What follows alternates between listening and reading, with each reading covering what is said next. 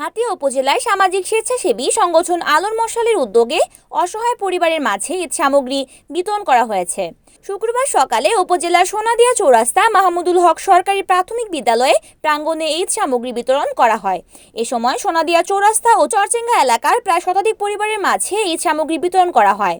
আলোর মশালের সদস্যরা জানান, রাত পোহালেই ঈদ, কিন্তু অভাবের সংসারে অনেকেরই ঈদ আনন্দ উদযাপন করার সামর্থ্য নেই। তাই ঈদ সামগ্রী দিয়ে এই অসহায় মানুষদের পাশে দাঁড়ানোর চেষ্টা করেছে আলোর মশাল।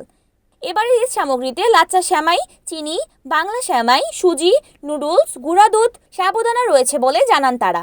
আলোর মশালের সভাপতি আতিকুর রহমানের সভাপতিত্বে ঈদ অনুষ্ঠানে উপস্থিত ছিলেন আলোর মশালের প্রতিষ্ঠাকালীন সভাপতি সাইফুল মাসুম, সাবেক সভাপতি গিয়াসউদ্দিন, সোহেল রানা, উপদেষ্টা শাহাদাত হোসেন রাজা, Rajib Uddin, Mohammad সোহাবুদ্দিন।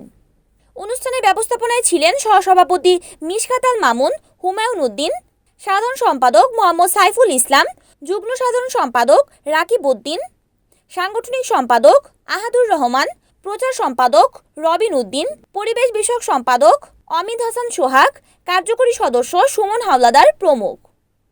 Report Hanif Uddin Sakib, NN TV, Noakhali.